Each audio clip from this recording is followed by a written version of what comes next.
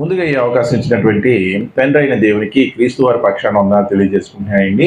అదేవిధంగా కూడి వచ్చినటువంటి మీ అందరికి కూడా ప్రభు పక్షాన వందనాలండి.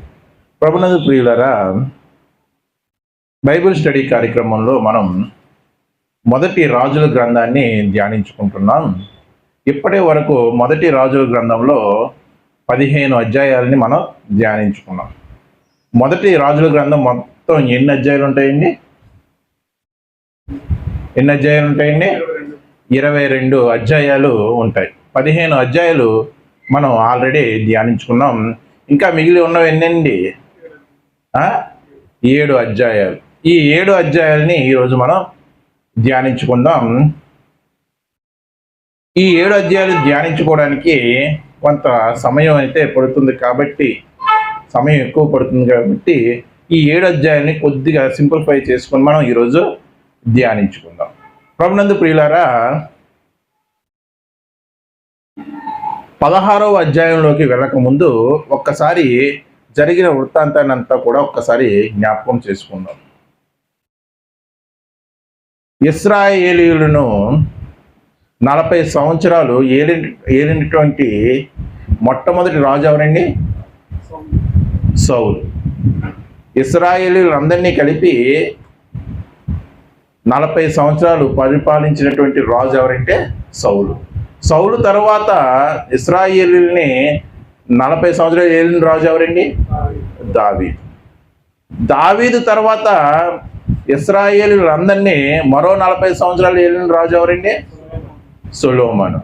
మరి ఈ ముగ్గురు రాజుల్ని చూసుకుంటే ప్రతి ఒక్కరు కూడా ఇశ్రాయేలీయుల్ని 40 సంవత్సరాలు ఏలినట్టు, అంటే మొత్తం 120 సంవత్సరాలు ఏలినట్టు మనకి తెలుస్తుంది.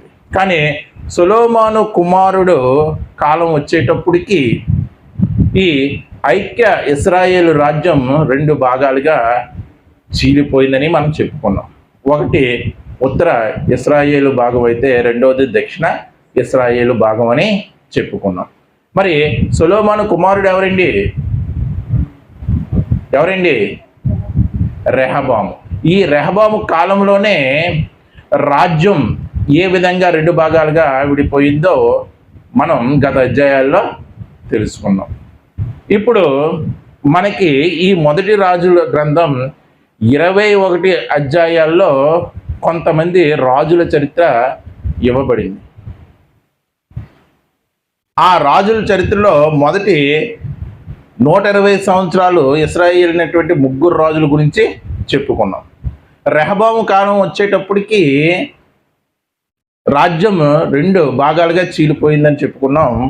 మొదటిది ఉత్తర భాగం, రెండవది దక్షిణ భాగం.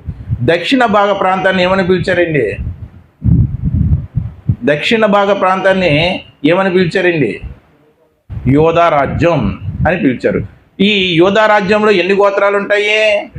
2. ఏంటి? బెన్యామీను, యోధా. ఈ యోధా గోత్రాన్ని మొట్టమొదటిసారిగా, లేకపోతే ఈ యోధా రాజ్యాన్ని మొట్టమొదటిసారిగా పరిపాలించిన వాడు ఎవరండి? రెహబాము. ఆ రెహబాము తర్వాత ఎవరు పరిపాలిస్తారంటే అబియాము. అబియాము తర్వాత ఎవరు పరిపాలిస్తారంటే ఈ యోధా రాజ్యాన్ని, లేకపోతే దక్షిణ రాజ్యాన్ని ఎవరు పరిపాలిస్తారంటే ఆసా రాజు పరిపాలిస్తాడని చెప్పుకున్నాం. ఈ ఆసా రాజులో ఉన్నటువంటి ప్రత్యేకత ఏంటంటే పైన చెప్పబడినటువంటి ముగ్గురు రాజులు, అంటే సౌలు మరియు దావీదు మరియు సొలొమోను, ఈ ముగ్గురు కంటే 1 సంవత్సరం ఎక్కువగానే పరిపాలించాడు. ఎవరు? ఈ ఆసా రాజు.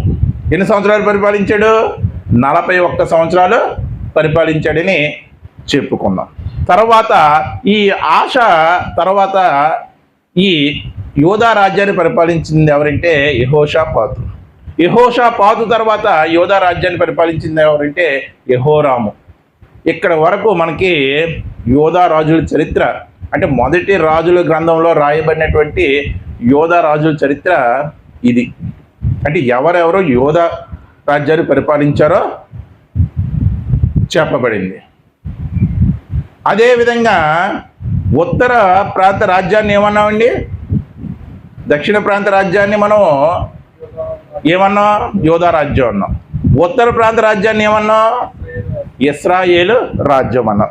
మరి ఈ ఇశ్రాయేలు రాజ్యాన్ని మొట్టమొదటిసారిగా పరిపాలించింది ఎవరు?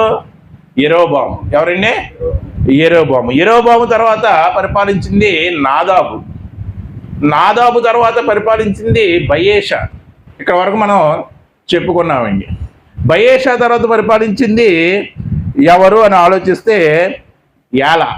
యాలా తర్వాత జిమ్రీ. జిమ్రీ తర్వాత ఒమ్రీ. తర్వాత ఒమ్రీ కుమారుడైనటువంటి అహాబు. మీకు తెలుసు కదండి అహాబు. అహాబు తర్వాత ఎవరు పరిపాలించారంటే అహజ్యా పరిపాలించాడు. ఇంతమంది రాజుల చరిత్ర మొదటి రాజుల గ్రంథం 22వ అధ్యాయాల్లో కూడా నిక్షిప్తమై ఉంది. ఇంకా రాజులు ఉన్నారు. వారు మనకి ఎప్పుడు కనపడతారంటే 2వ రాజుల గ్రంథంలో మనకి కనపడతారు. ప్రభునందు ప్రియులారా, ఈరోజు ధ్యానించుకోబోయేటువంటి 16వ అధ్యాయంలో ఒక రాజు గురించి, అంటే మొత్తం 4 రాజుల చరిత్ర దాంట్లో ఉంటుంది.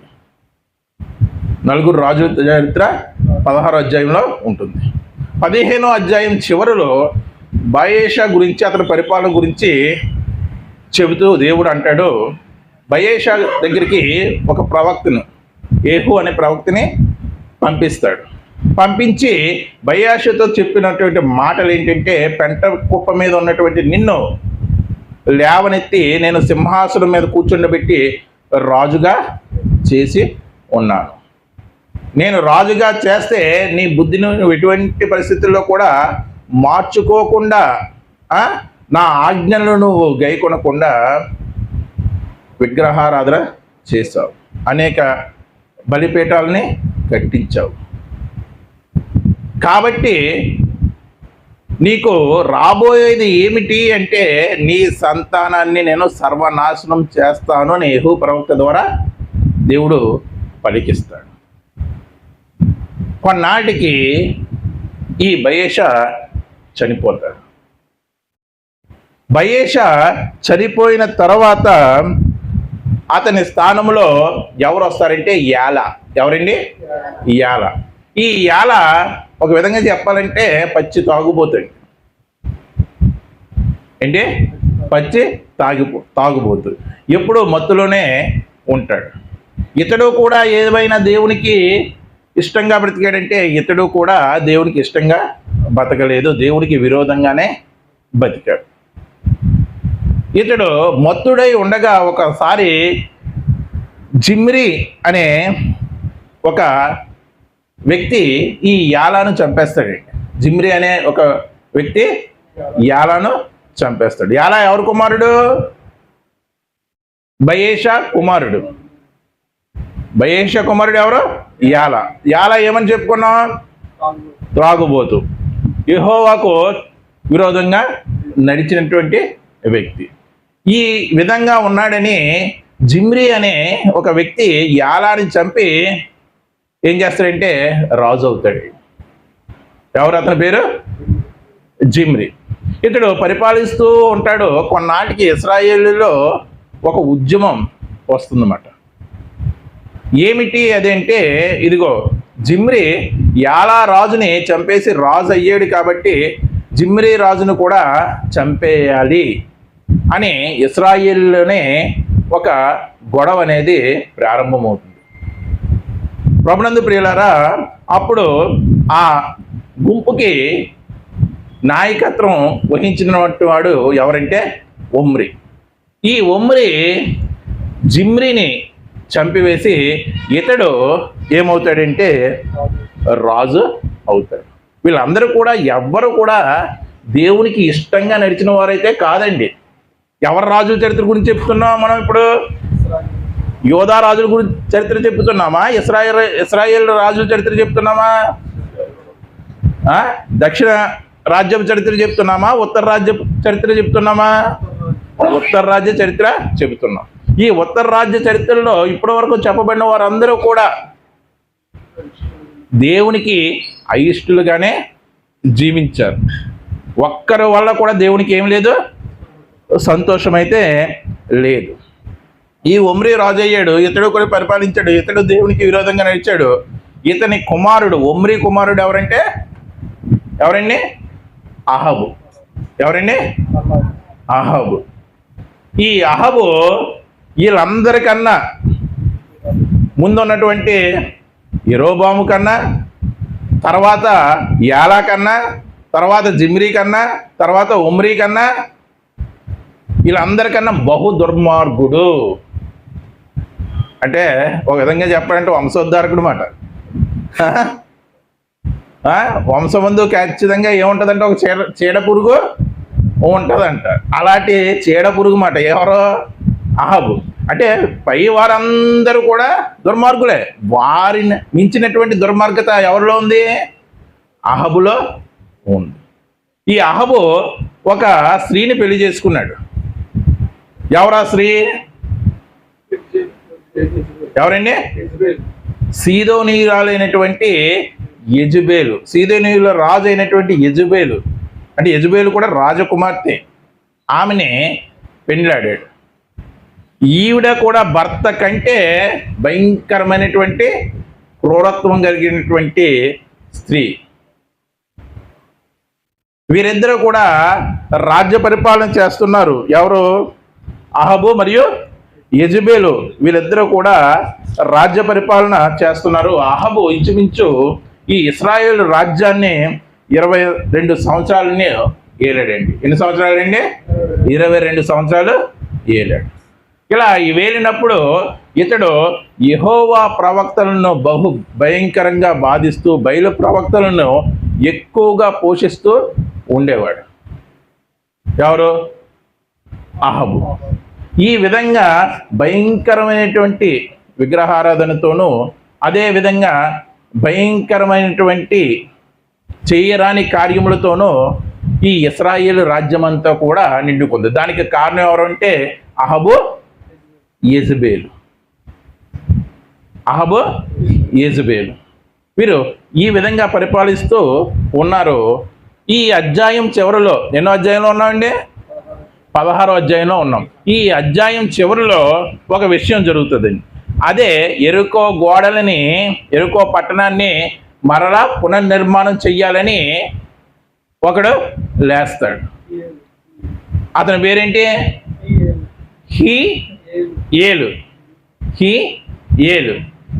ఈ యెరికో పట్టణపు గోడలని అతడు నిలబెట్టాలి అనుకునేటప్పుడు అతడు పెద్ద కుమారుడు చనిపోతాడు.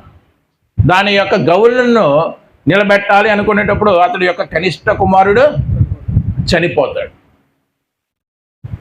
ఇది ఎవరు విధించినటువంటి శాపం అండి?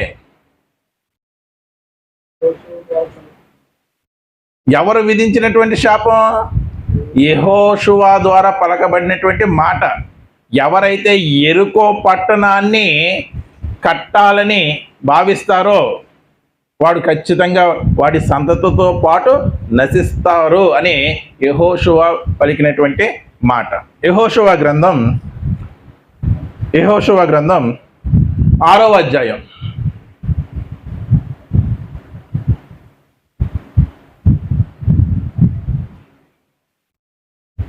26వ వచనం మరియు 27వ వచనం.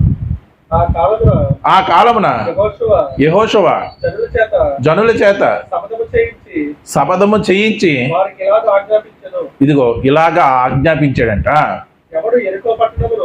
ఎవడు యెరికో పట్టణమును కట్ట తలంచునో వాడు యెహోవా దృష్టికి శాపగ్రస్తుడు అగును. వాడు దాని పునాది వేయగా, చూడండి ముందే చెప్పేసినా లేదండి. మరి ఈ హీయేలు అనేవాడు ఇశ్రాయేల్ రాజ్యంలో నివసిస్తున్నాడా లేదా? ఇది ఎలా జరిగి ఉంటుందని వాడికి తెలుసా లేదా? అంటే ఎంత భయంకరమైనటువంటి మూర్ఖుడు ఆలోచించండి. యెహోషువ చెప్తున్నాడు, యెరికో పట్టణ పునాదిని వేసినప్పుడు ఎవడైతే వేయ తలంచుతాడో వాడి యొక్క జ్యేష్ఠ కుమారుడు చనిపోతాడు. దాని తలుపులను నిలువునెత్తగా వాడి కనిష్ట కుమారుడు చచ్చును. వాడి కనిష్ట కుమారుడు ఏమవుతాడంటే చచ్చును. జరిగిందా లేదండి? హీయేలు యొక్క జీవితంలో జరిగిందా లేదా? అక్షర సత్యంగా ఆనాడు యెహోషువ ఇశ్రాయేలు ఎదుట ఆజ్ఞాపించినటువంటి మాట హీయేలు జీవితంలో అక్షర సత్యంగా జరిగింది. ప్రభునందు ప్రియులారా, ఈ 16వ అధ్యాయం నుండి మనము ఏమి నేర్చుకోవాలంటే, దేవుడు ప్రతి వ్యక్తిని కూడా తగిన సమయం ముందు హెచ్చిస్తాడు. హెచ్చించిన తర్వాత మన జీవితం ఎలా ఉన్నది అనేది ప్రాముఖ్యం. హెచ్చించబడడం గొప్ప కాదు. దేవుడు ఖచ్చితంగా మనల్ని హెచ్చిస్తాడు. హెచ్చించబడడం గొప్ప కాదు. హెచ్చించబడిన తర్వాత దేవునిలో మన జీవితం ఏ విధంగా ఉన్నది అనేది దేవుడు చూస్తాడు. యోధాపత్రిక 6వ వచనం. యోధాపత్రిక 6వ వచనం. ఎన్ని అధ్యాయాలు ఉంటాయండి యోధాపత్రిక? 5. యోధాపత్రిక ఓకే, ఒక అధ్యాయం 6వ వచనం. మరియు తమ చూడండి, ప్రధానత్వం అంటే ఏంటండి? ప్రధానత్వం అంటే ఏంటి? ఇంపార్టెన్స్.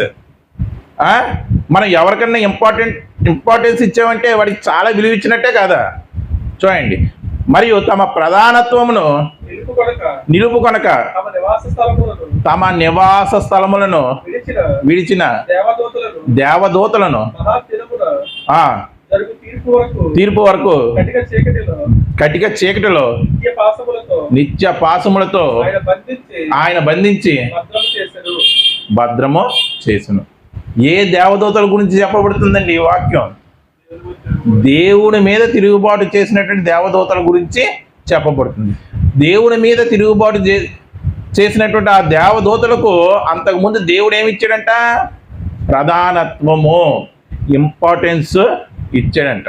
వాళ్ళని ఒక స్థాయిలో ఉంచాడు, ఒక స్థాయిలో నిలబెట్టాడు, ఒక స్థాయికి హెచ్చించాడు. అలా హెచ్చించినప్పటికీ కూడా వాళ్ళు ఏం చేయలేకపోయారంట? తమ ప్రధానత్వమును నిలుపుకోలేక దేవుని మీదే తిరగబడ్డారంట. అందుకే వారిని తీర్పు దినం వరకు కూడా కటిక పాశములతో కటిక చీకటిలో తీర్పు దినానికి వారిని భద్రం చేశాడంట. అండ్ దేవదూతల విషయంలోనే ఈ విధంగా చేస్తే మన విషయంలో చేయడానికి గ్యారంటీ ఏమైనా ఉందా? దేవుడు మనల్ని హెచ్చించిన తర్వాత మనం దేవునికి వ్యతిరేకంగా తిరుగుబాటు చేస్తే మన జీవితం ఏమవుతుందండి? సింపుల్గా చెప్పాలంటే కుక్కలు చించిన విస్తరాకు అవుతుంది. అపవాది తిరగబడిందా లేదా? అపవాదికి కూడా ప్రధానత్వాన్ని ఇచ్చాడా లేదా? ఇచ్చాడు. వాడి బ్రతుకు ఏమవుతుంది? వాడి బ్రతుకు ఏమవబోతుంది? వాడి బ్రతుకు కూడా అంతము కాబోతుంది. అంటే దేవుడు హెచ్చించిన తర్వాత మన జీవితాన్ని సరిగ్గా నడిపించకపోతే మన జీవితంలో కష్టాన్ని నష్టాన్ని ఖచ్చితంగా చవి చూడవలసినటువంటి వారము అవుతాం. మనకి హెచ్చించబడేంత వరకు కూడా ఎప్పుడు ఇచ్చేస్తాడని ఉబలాటం ఆగదండి.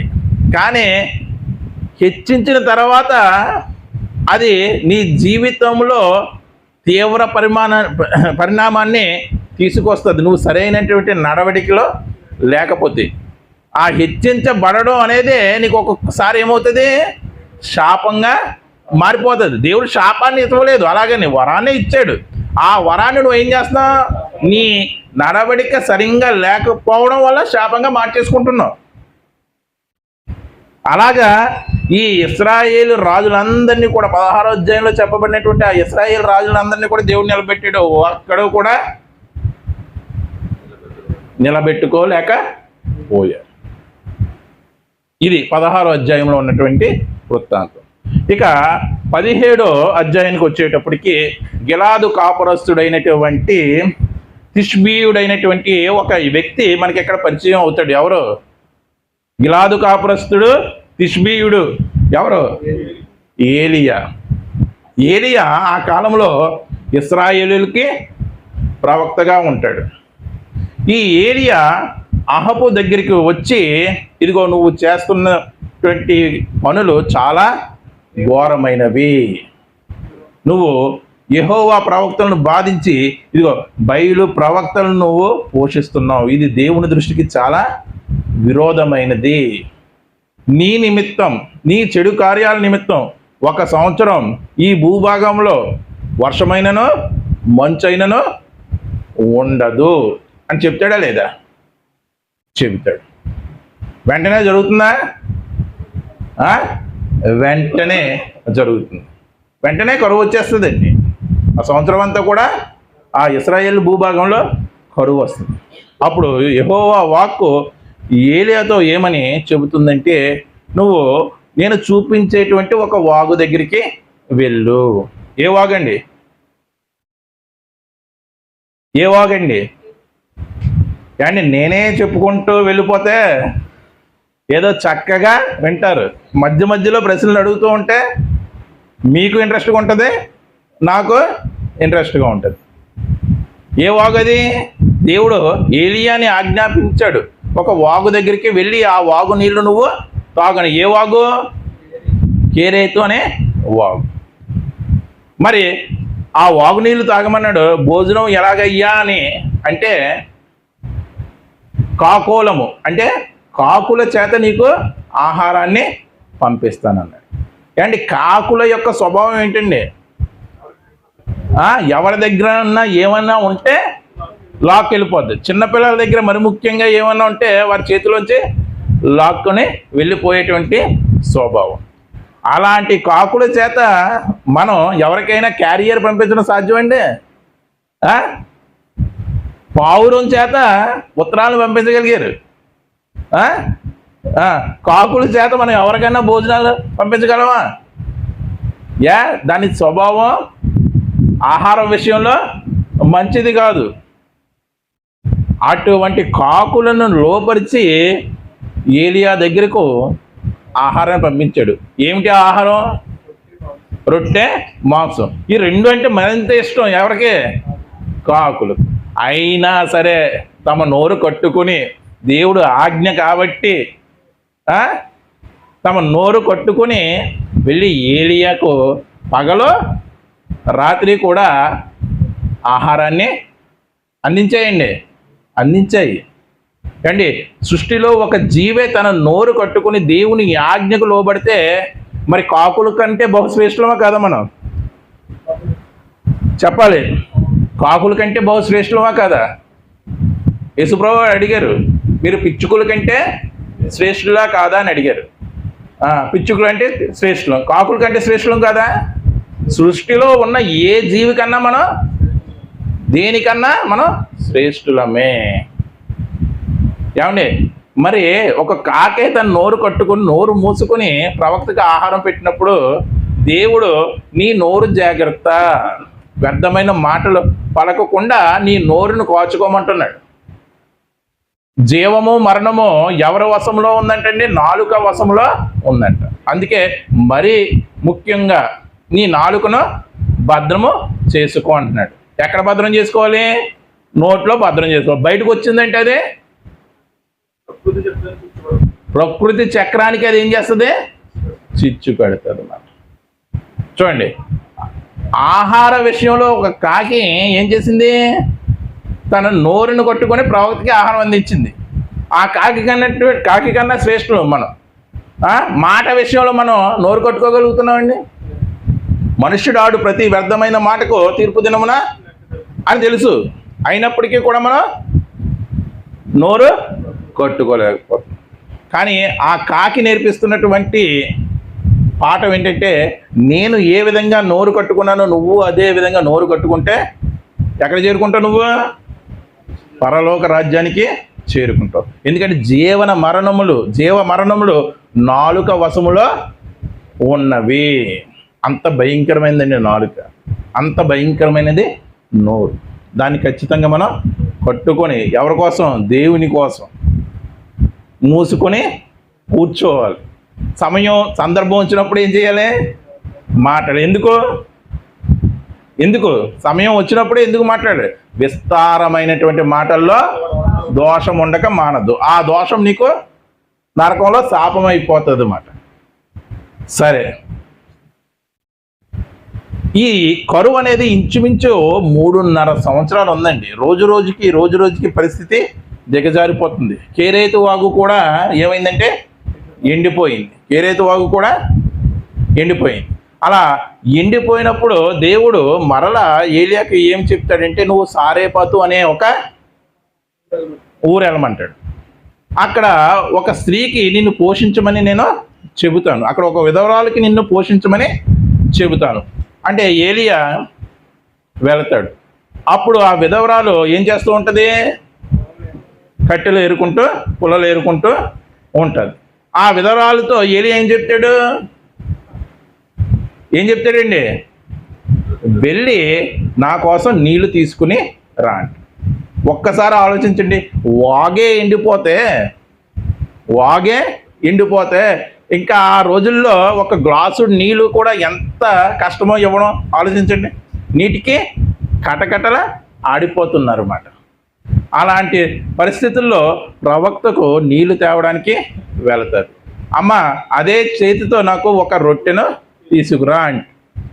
వెంటనే అంటది, అయ్యా, నా తొట్టిలో పట్టెడు పిండి, నా బుడ్డిలో కొంచెము నూనె మాత్రమే ఉన్నాయి. నేను ఈ పొలాలు ఎందుకు ఏరుకుంటున్నానో తెలుసా? నేను నా కుమారుడు చనిపోక ముందు వాటితో రొట్టెలు చేసుకొని ఆ పట్టెడు పిండితోనూ కొంచెము నూనెతోనూ రొట్టెలు చేసుకొని మేము తిందామని మేము అనుకుంటున్నాం. నువ్వేమో మాకు ఏం చెప్తున్నావు? నా కోసం రొట్టెను తీసుకురాని అడుగుతున్నావు అని చెప్పింది. అప్పుడు అయినా పర్వాలేదు, నా మాట విని నా కొరకు ఒక చిన్న అప్పము చేసి తీసుకురా అంటే ఈమె ప్రవక్త యొక్క మాటను గౌరవించి ఏం చేసింది? అప్పం చేసి తీసుకొచ్చింది. తద్వారా దేవుడు ఆమెను ఏ విధంగా దీవించాడండి? ఆ తొట్టులో పిండి ఎప్పటికీ కూడా తరిగిపోలేదంట. ఆ బుడ్డిలో ఉన్నటువంటి నూనె కూడా ఎప్పటికీ కూడా తరిగిపోలేదంట. చూడండి, అంత కష్టంలో కూడా ఒక ప్రవక్త యొక్క మాటనే ఏం చేసింది? నమ్మింది. అంటే మన దగ్గర ఒక రొట్టె ఉంటే మనకే ఆకలి వేసేస్తుంటే పక్కవాడికి చిన్న ముక్క ఎట్టమంటే ఎడతామా? అసలుకి మామూలుగా మనం ఆలోచించుకుందాం. నాతో పాటు నా కుమారుడు కూడా ఉంటే ఇంకా అస్సలకు కూడా పెట్టాం. కానీ అంత కష్ట సమయంలో కూడా ఏం చేసిందండి? దేవుని మాట మీద, ఏలియా మాట మీద, ప్రవక్త యొక్క మాట మీద ఏం చేసిందంటే నమ్మకము ఉంచింది. ఇదిగో ఏలియా దేవుడు మాట మీద నమ్మకం ఉంచబట్టి పోషించబడ్డా లేదా? కాకోలం చేత, కెరువుతూ వాగు నీటి చేత పోషించబడ్డా లేదా? పోషించబడ్డాడు. మనము కూడా దేవుని మీద నమ్మకం ఖచ్చితంగా ఉంచితే మనము కూడా దేవుని చేత పోషించబడతాం. కీర్తనల గ్రంథం 34వ సంకీర్తన 10వ వచనం. కీర్తన గ్రంథం 34వ సంకీర్తన. సింహపు పిల్లలు లేమి గలవై, చూడండి, సింహ పిల్లలు సైతం లేమి గలవై ఆకలి కొన్నట్ట. యెహోవాను ఆశ్రయించు వారికి చూడండి, ఏ మేలు కూడా పొదువై ఉండదు. యెహోవాను ఆశ్రయించాడు ఏలియా. అంతటి కరువులో కూడా పోషించబడ్డా లేదా? చూడండి, కీర్తనలు 34వ సంకీర్తన 10వ వచనం. పోషించబడ్డా లేదండి? మరి ఇది అద్భుతమే కాదా? అద్భుతమే. కేవలం మనకి అది ఎలా సాధ్యం అంటే దేవుని మీద ఉన్నటువంటి నమ్మకం వలనే.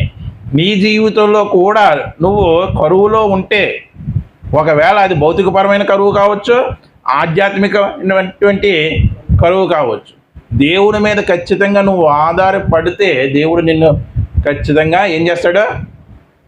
దీవిస్తాడు, కాపాడుతాడు.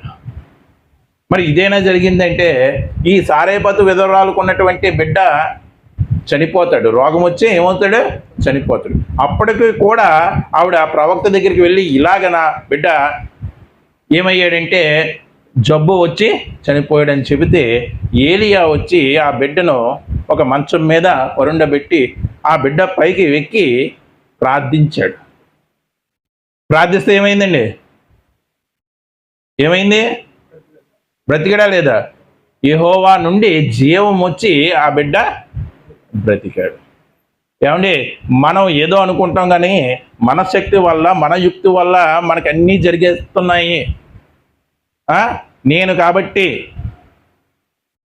ఈ విధంగా ఉన్నాను అనుకుంటాం కానీ అది అసలే కానే కాదండి. అది నీ మనసులోకి వచ్చిందంటే నేను కాబట్టి అనేది ఎప్పుడైతే నీ మనసులోకి వచ్చిందంటే అప్పుడే నీ పతనం ఏమవుతుంది, స్టార్ట్ అవుతుంది. మనం దేవుణ్ణి ప్రేమిస్తున్నాం కాబట్టి మనకి ఏమవుతుంది, అన్నీ సమకూడి జరుగుతున్నాయి. చూడండి, ఆ సారేపతు విధవరాలు అంత కరువులో కూడా తాను పోషించబడింది, తన బిడ్డను పోషించుకుంది, తన బిడ్డను బ్రతికించుకుంది. ఎందుకు? ఆమె దేవుణ్ణి ప్రేమించింది. ప్రేమించింది అనడానికి రుజువేంటి? ప్రేమించింది అనడానికి రుజువేంటి? ఏలియాను చేర్చుకుంది, పోషించింది. అందుకే అపోస్తులైన పౌలు రోమీయులకు రాసినటువంటి పత్రికలో ఒక చక్కని మాట చెప్తాడు. 8వ అధ్యాయం, రోమా పత్రిక 8వ అధ్యాయం 28వ వచనం.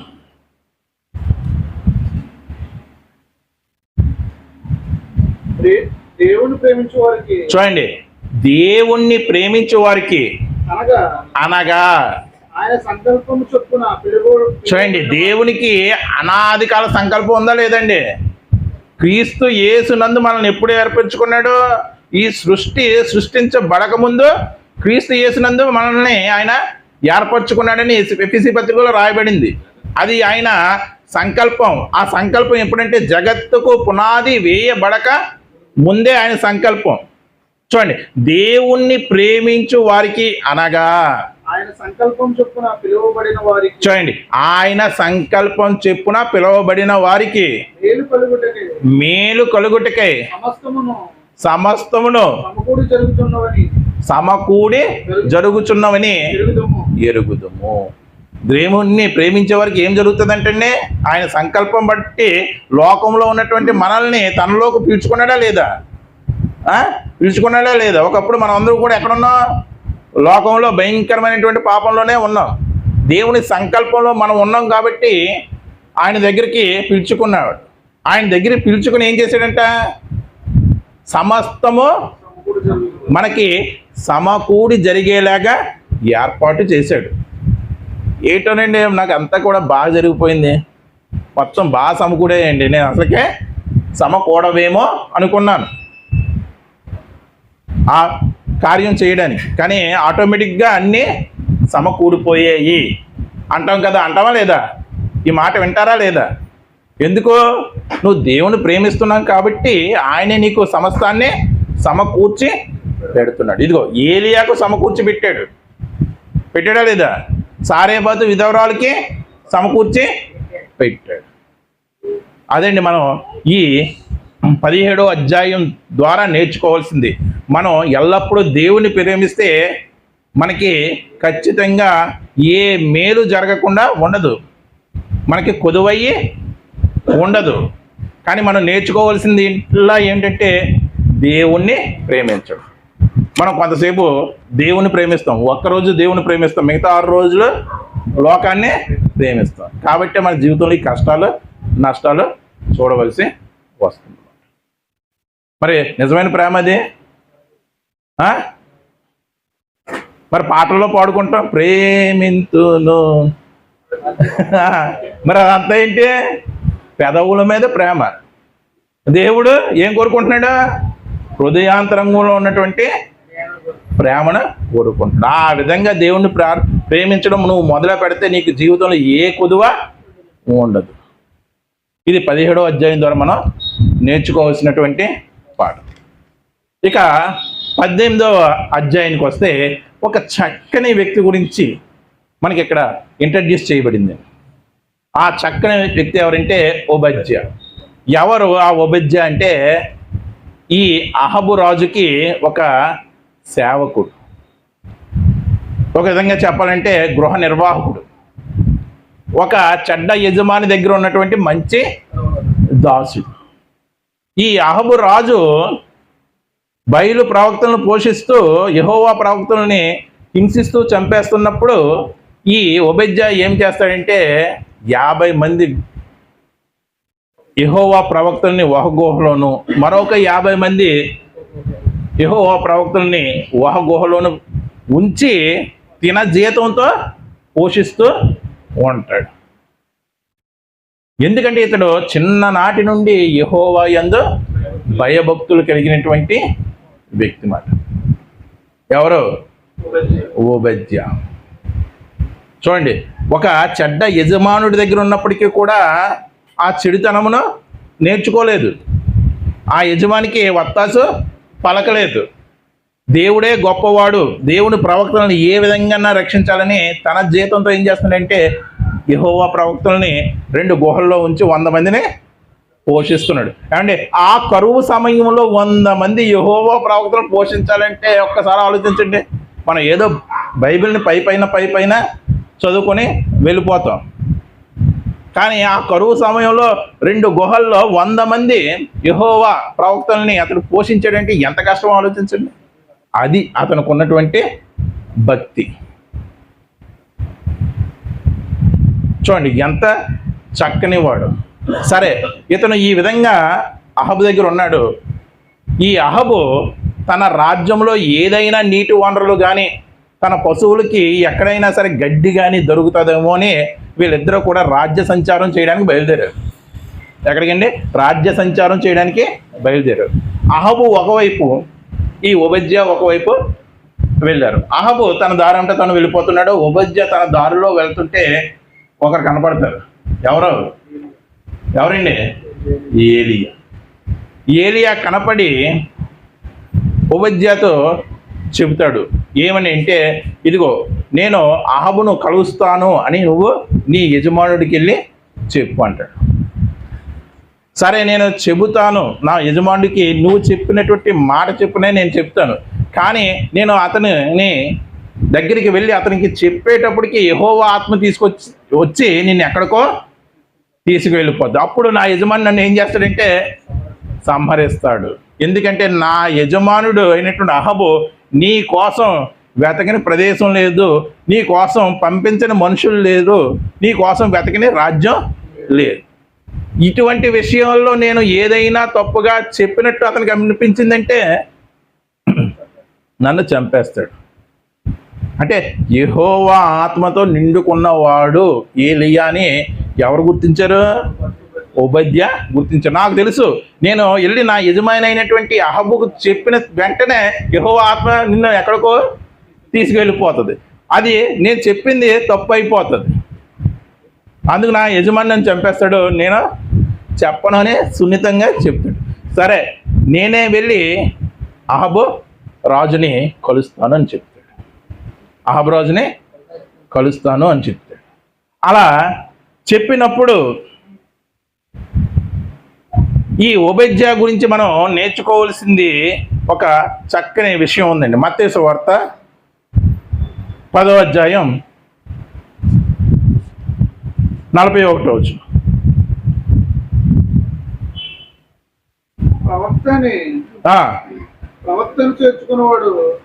ప్రవక్తను చేర్చుకున్నవాడు ప్రవక్త ఫలము పొందును. చూడండి, ప్రవక్తను చేర్చుకున్నవాడు ప్రవక్త ఫలము పొందును. నీతిమంతుడని నీతిమంతుని చేర్చుకున్నవాడు, చూడండి, నీతిమంతుని చేర్చుకున్నవాడు నీతిమంతుని ఫలము పొందును. మరియు శిష్యుడని ఎవడు ఈ చిన్నవారిలో ఒకనికి గిన్నెడు చన్నీళ్లు మాత్రము త్రాగనిచ్చును, వాడు తన ఫలము పోగొట్టుకొనడని నిశ్చయముగా మీతో చెప్పుచున్నాను.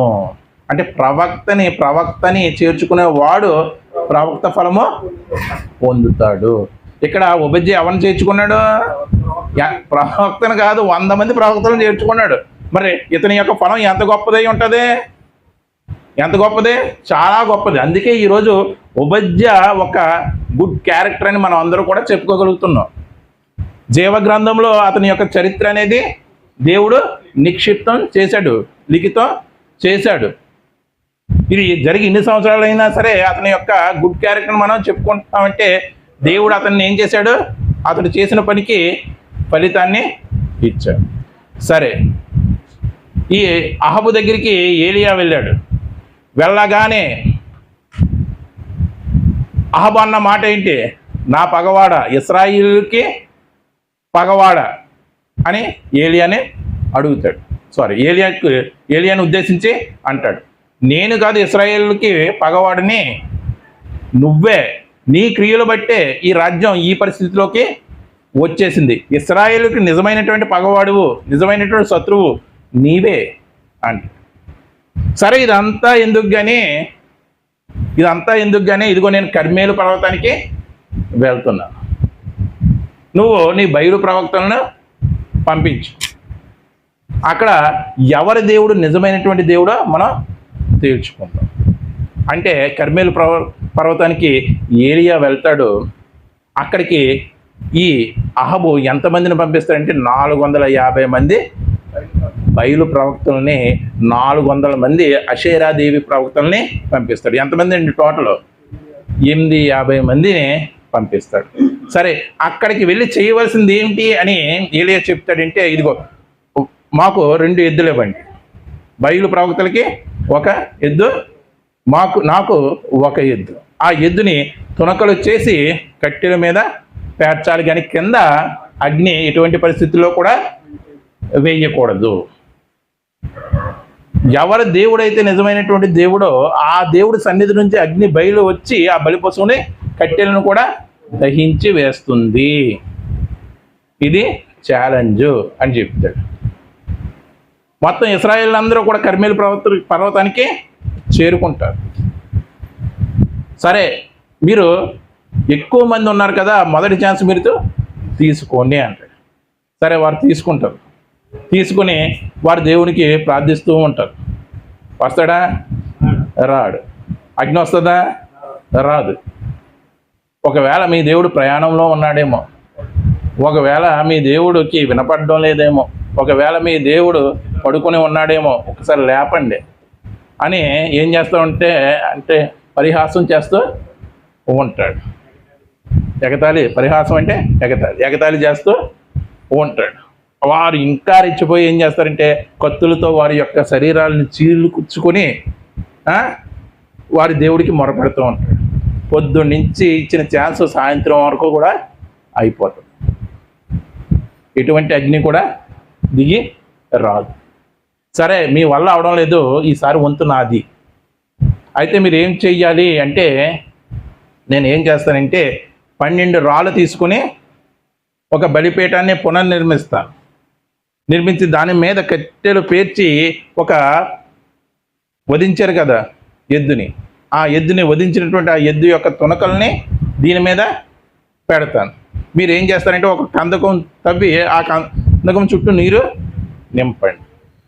ఈ కట్టెలను వధించబడినటువంటి ఈ ఎద్దు తునకలను మీరు 10 మార్లు అంటే 3 సార్లు ఇంచుమించు తడపండి అని చెప్తాడు. అండి, తడిసినటువంటి వస్తువు అగ్నికి అంటుకుంటుందా? అంటుకోదు.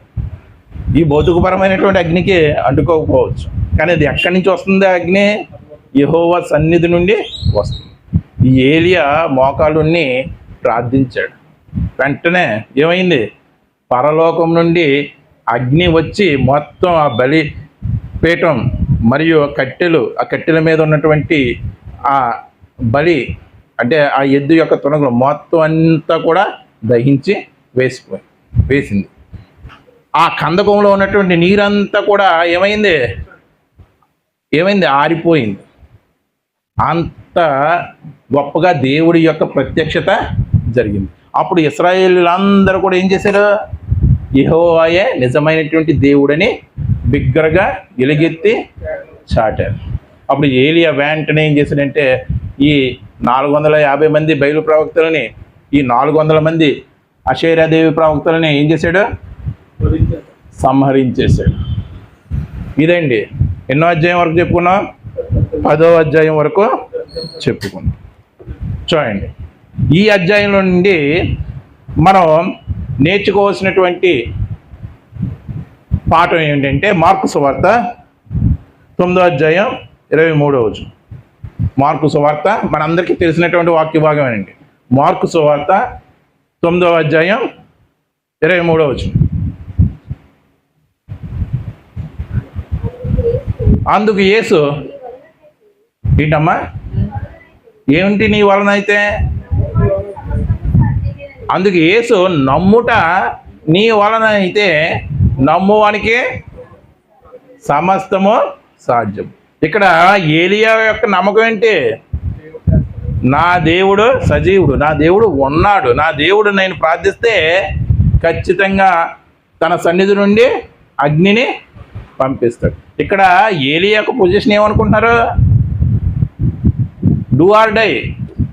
ఒకవేళ కార్యం జరగకపోతే ఏమవుతుంది? బయలు ప్రవక్తల చేత ఇతడు చంపబడతాడు. అంటే మరణాపాయ స్థితిలో ఏలియా ఉన్నాడు. అయినా సరే నమ్మకాన్ని కోల్పోలేదు. మనం రప్పించగలమండి? ఇలాంటి ఛాలెంజ్లు మనం చేయగలమా? చేస్తామని చాలామంది ఏమయ్యారు? చేసి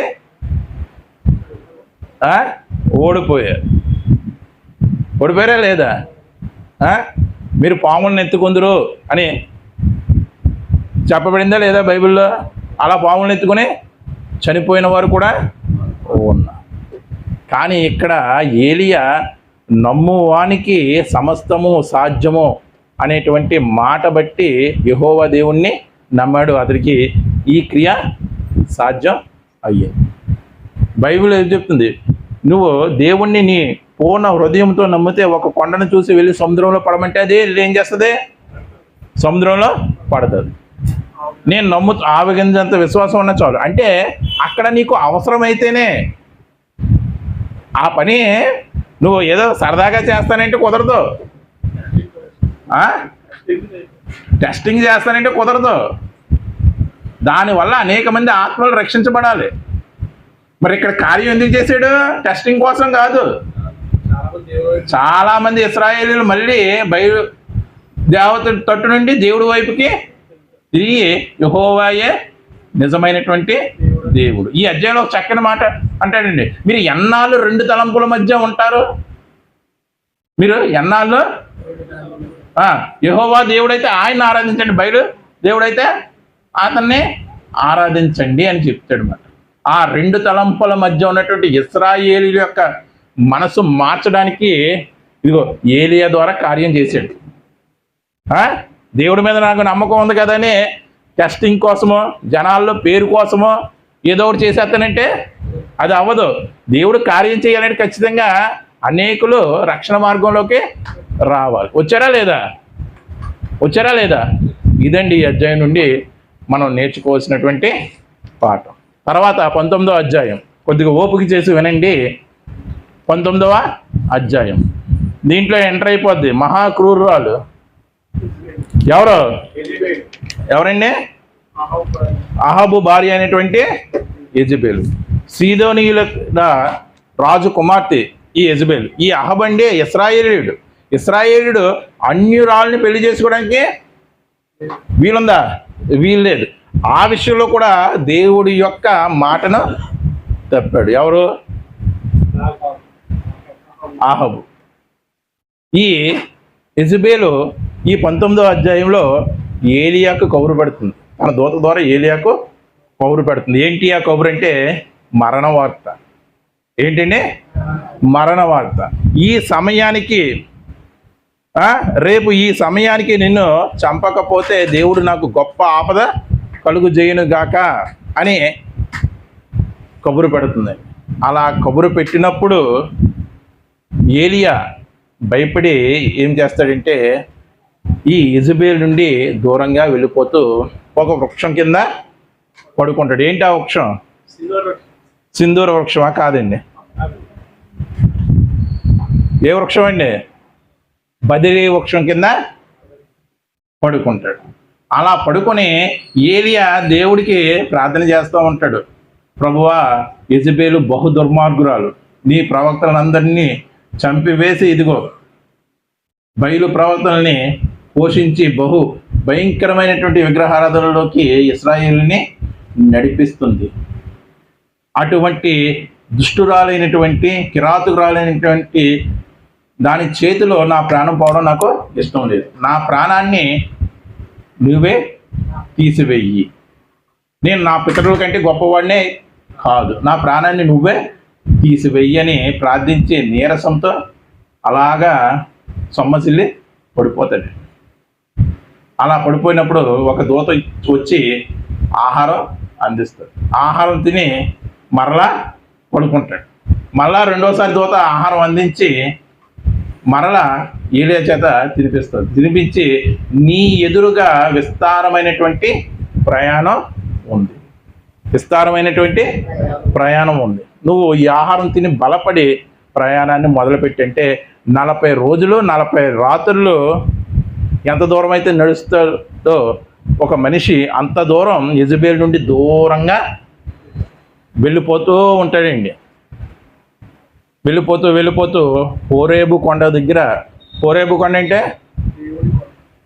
కొండ అంటే సేనాయి పర్వతం. అక్కడ ఒక గుహలో ఉంటాడనమాట. ఎవరో? ఏలియా. ఈ సేనాయి పర్వతం దగ్గర దేవుడు ఇశ్రాయేలుకి ఏం దయచేశాడు? 10 ఆజ్ఞలు దయచేశాడు. ఇశ్రాయేల్ ఎక్కడ నుండి సీనాయి పర్వతానికి చేరుకున్నారు చెప్పాలండి?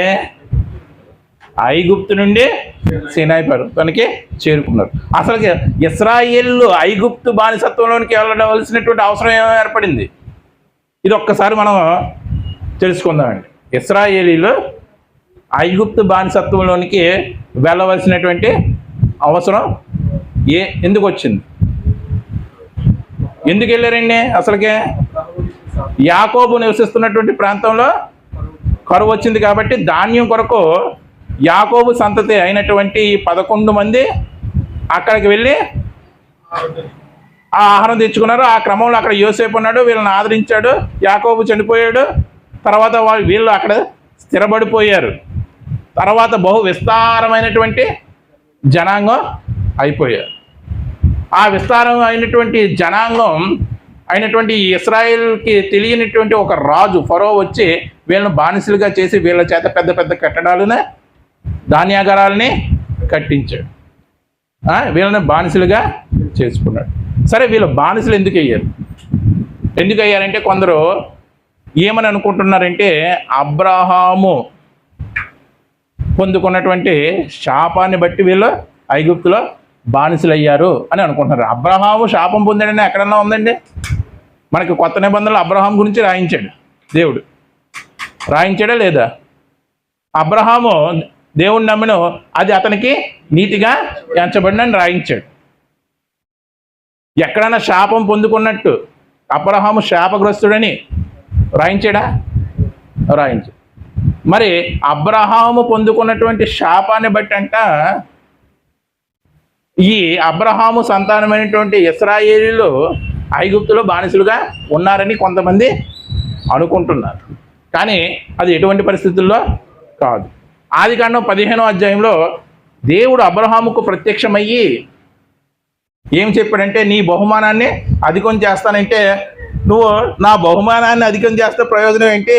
నాకు సంతానం లేదు, దమస్కు ఎలియాజరే కదా నా వారసుడు అవుతాడు అంటే దేవుడు అబ్రహామును బయటికి రప్పించి ఇదిగో నీ గర్భవాసమున పుట్టబోయేవాడు నీకు సంతానం అగును అని చెప్పాడు.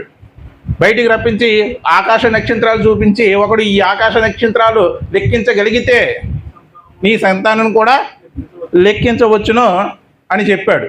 ఇదిగో ఈ దేశాన్ని నువ్వు ఇప్పుడు నివసిస్తున్నావే ఆ దేశాన్ని నీకు ఇస్తాను అని చెప్పాడు.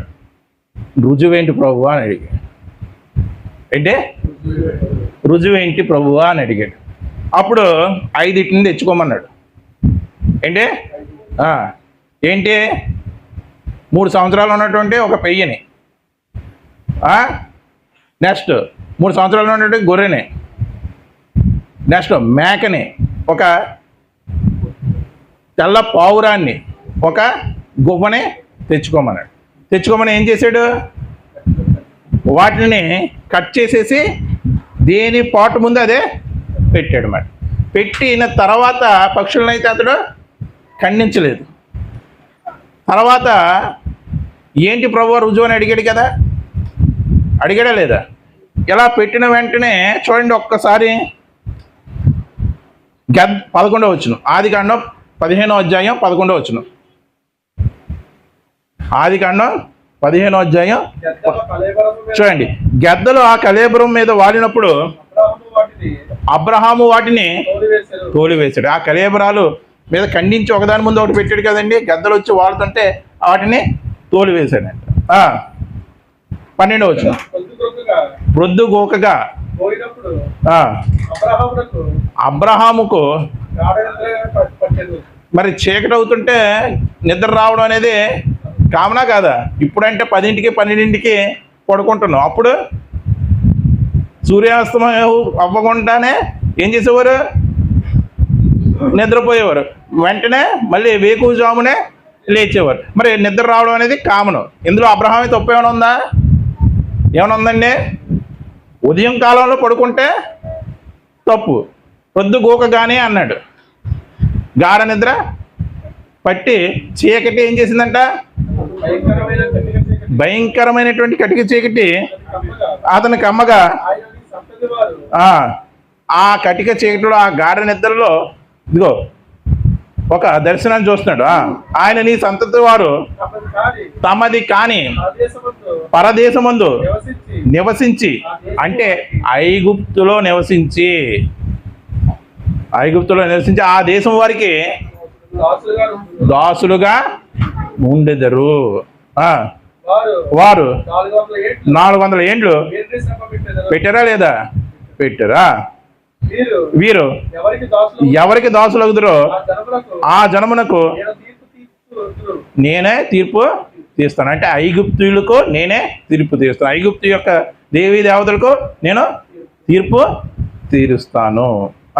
అక్కడి నుండి వారు బహు విస్తారమైనటువంటి ఆశతో బయలుదేరి వచ్చెదరు. నువ్వు క్షేమము కలిగి నీ పితరుల యొద్దకు పోయేదవు. మంచి వృద్ధాప్యం అందు పాతి పెట్టబడిదవు. ఈ చెప్పిన మాటలన్నిటికీ రుజువేంటి? ఒక ఖడ్గజ్వాల వచ్చి ఆ కళేబరముల యొక్క నడుమున నడిచి పోయింది. అంటే అతను ఇచ్చినటువంటి ఆఫరింగ్ని దేవుడు ఏం చేశాడు? స్వీకరించాడు. అదే అతని యొక్క నిదర్శనం, దేవుడి యొక్క నిబంధన. ఒకవేళ అతడు శాపగ్రస్తుడైతే ఆ ఖడ్గజ్వాల వచ్చేదా? రాదు. అంటే అబ్రహాము పొందుకున్నటువంటి శాపాన్ని బట్టి ఇశ్రాయేలీలు ఐగుప్తులకు బానిస అవ్వలేదు. దేవుడు చెప్పాడు, ముందుగానే చెప్పాడు, ఇదిగో ఐగుప్తు ప్రజలకు నేను ఏం చేస్తానో తీర్పు తీరుస్తాను అని చెప్పాడు. కాబట్టి వారు ఏమయ్యారంటే ఐగుప్తులోకి వెళ్ళారు. బానిసలుగా వెళ్ళలేదండి, మామూలుగా వెళ్ళారు. తర్వాత వారు బానిసలు అయ్యారు. సరే, ఏలి ఎక్కడికి వచ్చాడు? హేరేబు కొండ దగ్గరికి వచ్చాడు. ఆ హేరేబు కొండ దగ్గర ఒక గుహలో ఉన్నాడు. అలా ఉండినప్పుడు 3 విషయాలు జరిగాయి. ఏమిటి ఆ 3 విషయాలంటే, భయంకరమైనటువంటి గాలి వీచింది. ఆ గాలి ఎటువంటి గాలి అంటే పర్వతములు సైతం బద్దలయ్యేటువంటి గాలి. భయంకరమైన. రెండో విషయం, మొదటి విషయం జరిగినప్పుడు దేవుడు నాతో మాట్లాడతాడేమని ఏలి ఎదురు చూశాడు. రెండో విషయం, భూకంపం కలిగింది. ఆ భూకంపం వలన ఎంత భయంకరంగా భూమి అదిరింది. దేవుడు నాతో మాట్లాడతాడేమో అని ఎదురు చూశాడు. ఎందుకంటే మోషేతో దేవుడు మాట్లాడినప్పుడు ఏమయ్యాయి? పర్వతాలు అదిరిపోయా లేదా? ఆ విషయం ఏలియాకి తెలుస్తూ ఉంటుందా లేదా? అటువంటి సింబాలిక్స్ వస్తున్నప్పుడు దేవుడు నాతో మాట్లాడతాడేమో అని ఎదురు చూస్తున్నాడు. తర్వాత మెరుపులు మెరిశాయి. ఆ మెరుపుల నుంచి కూడా దేవుని వాక్కు ప్రత్యక్షం అవ్వలేదు. తరువాత నెమ్మలించిన తర్వాత దేవుని వాక్కు మాట్లాడుతుంది ఏలియాతో. నేను చెప్పినటువంటి పని నువ్వు చెయ్యి, నేను చెప్పినటువంటి పని నువ్వు చెయ్యి. నువ్వు ముగ్గురిని అభిషేకించు. ఎవరంటే సిరియా రాజుని అభిషేకించు, యోధా రాజుని అభిషేకించు, ప్రవక్తగా ఒక వ్యక్తిని అభిషేకించు. వీరు ఇశ్రాయేలీలో శేషించినటువంటి చెడ్డవారిని చంపేస్తారు. ఇదిగో సిరియా రాజు అయినటువంటి హజయేలు. ఈ హజయేలు ఎవరంటే బెన్హాదేదు. సిరియా రాజు అయినటువంటి బెన్హాదేదు నెక్స్ట్ అధ్యాయంలో వస్తాడు మనకి. ఆ బెన్హాదేదు యొక్క సేవకుడు ఎవరో హజయేలు. ఈ హజయేలు చేత ఇశ్రాయేల్లో చెడ్డవారు వధించబడతారు. ఆ వధించబడిన వారిలో శేషం ఎవరన్నా ఉంటే యెహూ అనే ఒక ఇశ్రాయేలు రాజు చేత వాళ్ళు వధించబడతారు. వాళ్ళలో కూడా ఏమన్నా శేషం ఉంటే ఎలీషా చేత వధించబడతారు. కాబట్టి వీళ్ళ ముగ్గురికి నువ్వు వెళ్ళి అభిషేకించమంటే ఏలియా ముగ్గురిని అభిషేకించడండి. ఎలీషాను మాత్రమే ఏం చేస్తాడు? అభిషేకిస్తాడు. ఎలీషాను మాత్రమే అభిషేకం. మిగతా ఇద్దరిని ఎవరు అభిషేకించారంటే ఏలియా యొక్క శిష్యులు వెళ్ళి అభిషేకిస్తారు. మరి ఎలీషాను అభిషేకించినప్పుడు ఎలీషా ఏం చేస్తూ ఉంటాడు? 12 దుక్కలతో పొలాన్ని దున్నుతూ ఉంటాడు. 12 అరకలతో పొలాన్ని దున్నుతూ ఉంటాడు. 12 అరక ఇతను దున్నుతూ ఉంటాడు. ఏలియా వెళ్ళి నన్ను వెంబడించు అంటే అతను ఏం చెప్తాడు? వెళ్ళి నా తల్లిదండ్రులకు వెళ్ళి చెప్పి వస్తానంటే సరే నీ మాట ప్రకారమే వెళ్ళు అని చెప్తాడు. యేసు ప్రభు వారి దగ్గరికి ఒక వ్యక్తి వచ్చి యేసు ప్రభు ఆ వ్యక్తిని చూసి నన్ను వెంబడించు అంటే యేసు ప్రభు వారికి ఆ వ్యక్తి చెప్పినటువంటి సమాధానం అంటే నా తండ్రి మరణించి ఉన్నాడు, సమాధి చేసి వస్తానంటే మృతులను పాతి పెట్టుకుంటారు, నువ్వు నాతో వచ్చా అంటాడు. అంటే ఇక్కడ ఏలి ఏమంటున్నాడు? ఎలీషాకి అడుగుతున్నాడు అనమాట. నాతో వచ్చా అని ఎలీషా అడిగినప్పుడు నేను నా తల్లిదండ్రులు చెప్పి వస్తానంటే ఓకే అన్నాడు. ఇక్కడ యేసు ప్రభు వారు అంటే ఎమర్జెన్సీ అనేది యేసు ప్రభు వారి కాలానికి మరింత ఎక్కువైపోయింది. అర్థమైందండి మీకు? సమయం చాలా తక్కువగా ఉందన్నమాట. ఏలియా కాలంలో కంటే పోలిస్తే పాపులు భయంకరంగా విస్తరించేశారు. ఆ పాపులను రక్షించడానికి సమయం కూడా అపవాది తనకు సమయం తక్కువని ఎరిగి ఏం చేస్తుందంట? గర్జించే సింహం వలె ఏం చేస్తుందంట? తిరుగులాడుతుంది. ఎవరిని మృంగుదా అని తిరుగులాడుతుందంట. అటువంటి సమయంలో ఉన్నారు వీళ్ళు. యేసు ప్రభు దగ్గరికి వచ్చినటువంటి వ్యక్తి అందుకే సమయం లేదు బాబు, మృతులు బాగు పెట్టుకుంటారు, మన ఇద్దరం కలిసి ఆత్మల రక్షణకు బయలుదేరదాం అంటే మొదటి సంవత్సరంలోనే ఎమర్జెన్సీ సువార్తను ప్రకటించవలసిన ఎమర్జెన్సీ అంత భయంకరంగా భయంకరమని కాదు, అంత వేగంగా ఉంటే మరి ఈ కాలంలో ఇంకా వేగమా కాదా? ఏలియా కాలంకి వచ్చేటప్పటికి ఎలీషాను చూసి తండ్రికి చెప్పురా బాబు అన్నాడు. యేసు ప్రభు గారి కాలానికి వచ్చేటప్పటికి అబ్బాయి లేదు ఉన్నపాటున వచ్చే అన్నాడు. మరి ఈ కాలంలో ఇంకెంత ఎమర్జెన్సీ ఆలోచించారు. మనకు అసలు ఎమర్జెన్సీ అని అర్థమవుతుందండి. సువార్త ప్రకటించడం ఎమర్జెన్సీ అని ఏమన్నా అర్థమవుతుందంటే ఏమీ అర్థం కావడం లేదు. ఏదో పిచ్చోళ్ళే ఎలా ప్రకటించుకుంటారు. దేవుడు నన్ను చల్లగా చూస్తే చాలు అనుకుంటున్నాను. వారు ఈ జీవితకాలం మట్టుకే క్రీస్తునందు నిరీక్షిస్తున్నారు. ఈ జీవితకాలం మట్టుకు నేను సుఖంగా ఉంటే చాలు, దేవుడు నన్ను చల్లగా చూస్తే చాలు అని ఉంటున్నారే కానీ ఇదిగో సువార్తను ప్రకటించాలని ఎమర్జెన్సీ ఇప్పుడు ఉంది అని వారు గుర్తించలేకపోతున్నారు. వీరు ఇటువంటి వారు అందరూ ఎవరంట? మనుషులందరికంటే దౌర్భాగ్యులంట. దౌర్భాగ్యం. సరే ఏలియా వెళ్ళి ఆ ఎద్దులను వధించి అక్కడ భోజనం పెట్టి వారందరికీ కూడా భోజనం పెట్టి ఎలీషా వెళ్ళి వధించి వాళ్ళందరికీ కూడా భోజనం పెట్టి ఏలియాతో పయనమయ్యాడు. ఎప్పటి వరకు? ఏలియా ఆరోహణం అయ్యేంత వరకు కూడా ఏలియాని ఎటువంటి పరిస్థితుల్లో కూడా విడిచి పెట్టలేదు. ఇది 19వ అధ్యాయం మనకి నేర్పిస్తున్నటువంటి పాఠం. ఇక 20వ అధ్యాయంలో కొద్దిగా ఓపిపట్టండి, ఇంకా 3 అధ్యాయాలు మాత్రమే ఉన్నాయి. ఇక 20వ అధ్యాయంలో బెన్హాదేదు. ఈ బెన్హాదేదు ఎవరంటే అండి, మీరు ఒక్కసారి చదువుకొని వచ్చుంటే మీకు చాలా చక్కగా ఎంజాయ్ చేస్తారండి. ఈ కంటెంట్ అంతా, నేను చెప్తున్నటువంటి కంటెంట్ అంతా కూడా ఈ 7 అధ్యాయాలు మీరు చదువుకొని వచ్చుంటే చాలా చక్కగా ఎంజాయ్ చేస్తారు. చూడండి, టీచర్ రేపు పాఠం చెప్తుంది అనగానే ఈ రోజు చదివేసినటువంటి కుర్రోడికి ఆ పాఠం చెప్తున్నప్పుడు ఎంత ఉత్సాహం వచ్చేస్తుంది. టీచర్ కన్నా ముందే చెప్పేస్తా ఉంటాడా లేదా?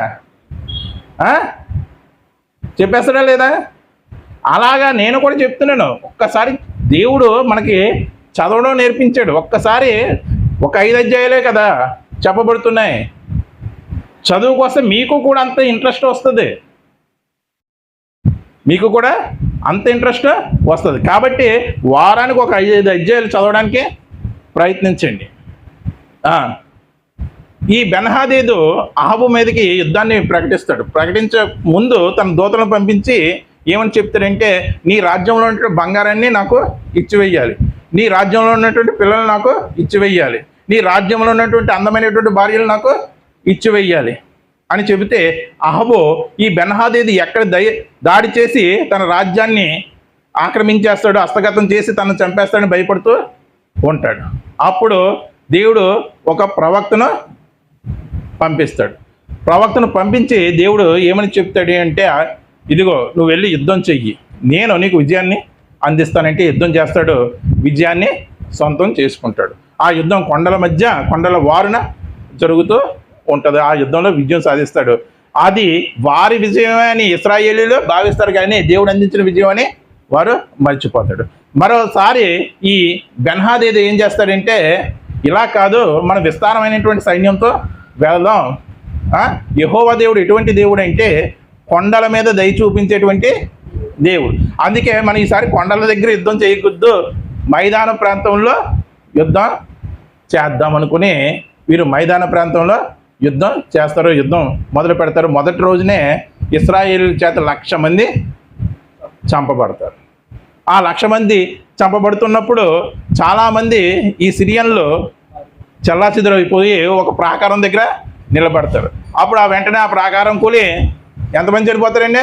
ఇంచుమించు 23,000 మంది, ఎంతోమంది 23,000 మంది చనిపోతారు. ఇదంతా కూడా మనకి ఎన్నో అధ్యాయం చెప్పుకుంటున్నామండి? 20వ అధ్యాయంలో చెప్పుకుంటున్నాం. ఈ వచ్చినటువంటి సిరియన్లు దండు ముందు ఈ ఇశ్రాయేలు దండు ఎలా ఉందంటే కేవలం 2 మేకల మందల లాగా ఉందంట. కేవలం ఎలా ఉందంటే అండి, 2 మేకల మందలలాగా ఉంది. విస్తారమైనటువంటి సైన్యం మధ్యలో 2 మేకల మందలు ఉంటే ఎలా ఉంటుందండి? అవి ఏమైనా కనపడతాయా? ఎటువంటి పరిస్థితుల్లో కూడా కనపడవు. అయినప్పటికీ కూడా దేవుడు విజయాన్ని ఇచ్చాడు. ఇక్కడ ఇంకో సందర్భం జరుగుతుంది. ప్రవక్తల శిష్యుల్లో ఒకడికి దేవుని వాక్కు ప్రత్యక్షమయ్యి, నీ పక్కన ఉన్న వాడిని నిన్ను కొట్టు అని చెప్పమంటాడు. ఈ ప్రవక్త శిష్యుల్లో ఒకడు పక్కన ఉన్న వాడిని నన్ను కొట్టు అంటే వాడు కొట్టడు. నువ్వు దేవుడు ఆజ్ఞను మీరుతున్నావు కాబట్టి సింహం వచ్చి నిన్ను తినివేస్తుందని చెప్తాడు. రెండో వాడిని నన్ను కొట్టు అంటే వాడు కొడతాడు.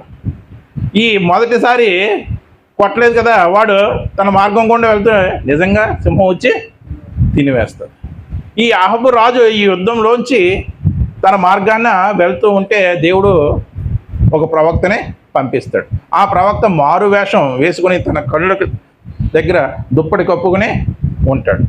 ఉండి అహాబు రాజు రథం దగ్గరికి వచ్చి ఏమంటాడంటే, ఇదిగో నేను యుద్ధంలో ఒక సైనికుడిని, నేను యుద్ధం చేస్తున్నప్పుడు వేరొక అతను వచ్చి ఒక అతన్ని నాకు అప్పగించాడు, నాకు అప్పగించాడు. అతన్ని నువ్వు జాగ్రత్తగా అతను తప్పించుకోకుండా నువ్వు కాపుకాయని చెప్పాడు. అలా కాపుకాయం అని చెప్పినప్పుడు నేను యుద్ధం చేయడానికి అటు ఇటు తిరుగుతున్నప్పుడు ఈ నా దగ్గర ఉంచినటువంటి వ్యక్తి పారిపోయాడు. మరి ఇప్పుడు నేను మరణానికి పాత్రుడా కాదంటే, అహాబు రాజు నువ్వు అన్నట్టు నువ్వు మరణానికి పాత్రుడివే అంటాడు. వెంటనే దుప్పటి తీస్తాడు. వెంటనే అహాబు రాజు గుర్తిస్తాడు, నువ్వు ప్రవక్తవి అని గుర్తిస్తాడు. ఇప్పుడు చెప్పిన స్టోరీ అంతా నీ కోసమే, అహాబు కోసమే. మరి అహాబు చేసినటువంటి తప్పు ఏంటంటే ఈ బెన్హాదేదును యుద్ధంలో చంపకుండా వదిలేస్తాడనమాట. బెన్హాదేదు కొన్ని ఆఫర్స్ ఇస్తాడు. ఆ ఆఫర్స్కి లొంగిపోయి అహాబు ఏం చేస్తాడు? శత్రుశేషం ఉంచేస్తాడు. అందుకే దేవుడు ప్రవక్తను పంపించి ఇలాగే హెచ్చరిస్తాడు, ఇదిగో నువ్వు బెన్హాదేదును వదిలేస్తున్నావు కదా, నువ్వు నాశనం అయిపోతావు. దేవుడు చెప్పినటువంటి ఆజ్ఞను నువ్వు పాటించలేదు కాబట్టి నువ్వేమవుతావు? నాశనం అయిపోతావు అని హెచ్చరిస్తాడు అన్నమాట. శత్రుశేషం ఏం చేశాడు? ఉంచాడు.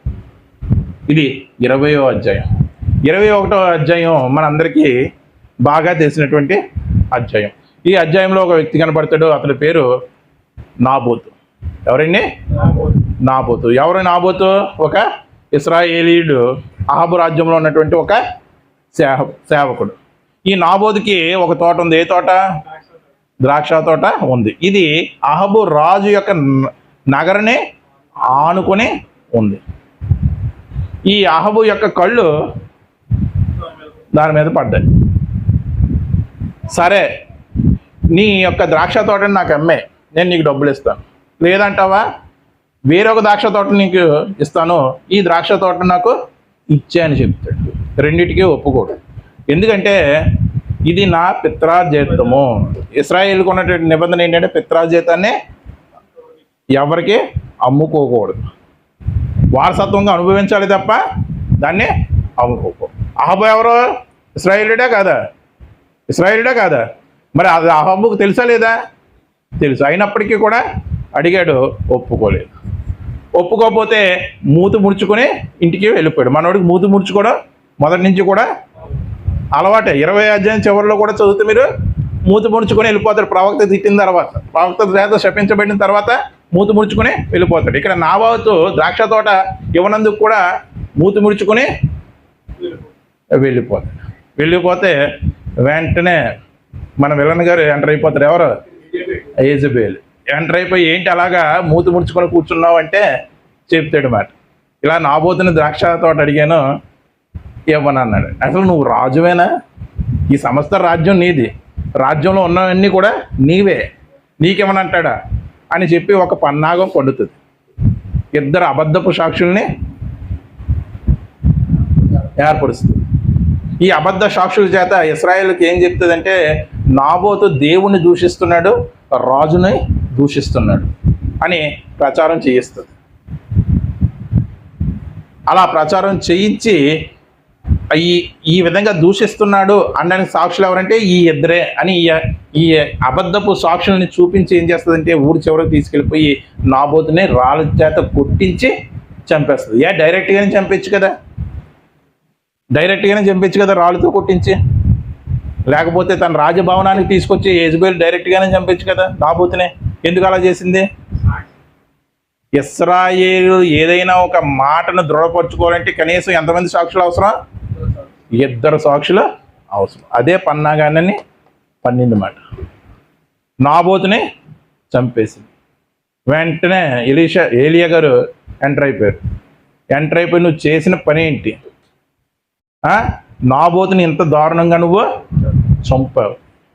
ఎక్కడ నాబోతు యొక్క రక్తం కుక్కలు నాకాయో నీ రక్తం కూడా అక్కడే కుక్కలు నాకుతాయని అహాబు చెప్పాడు. అదేవిధంగా యెజబెలు యొక్క ఆ డెడ్ బాడీని కుక్కలు తింటాయి ప్రాకారం దగ్గరని యెజబెలుకి చెప్పాడా లేదా? చెప్పాడు. ఈ సన్నివేశం జరిగిన తర్వాత యెజబెలు పెద్ద పట్టించుకుందా? పట్టించుకోలేదు. కానీ అహాబు మాత్రం దేవునికి భయపడ్డాడండి. అంత చెడ్డవాడు కూడా ఏం చేశాడు? దేవుడికి భయపడి బట్టలు చింపేసుకుని, ఎందుకంటే ఆల్రెడీ ప్రవక్త చెప్పేశాడు, నువ్వు బెన్హాదేదు రాజుని, సిరియా రాజును వదిలేసినందుకు నువ్వు నాశనం అయిపోతున్నావు. అదొక శాపాన్ని పొందుకున్నాడు. మళ్ళీ ఇక్కడ ఏలియా ద్వారా మళ్ళీ శాపాన్ని పొందుకున్నాడు. ఇంకా అర్థమైపోయింది అహాబుకి. బట్టలు చింపేసుకొని బట్ట కట్టుకొని ఉపవాసం ఉండి దేవుడికి ప్రార్థించాడు. మరి దేవుడు కృప చూపుతాడా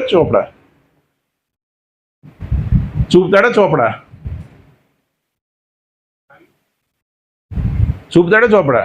చూపాడు, కృప చూపాడు. కానీ కండిషన్ పెట్టాడు.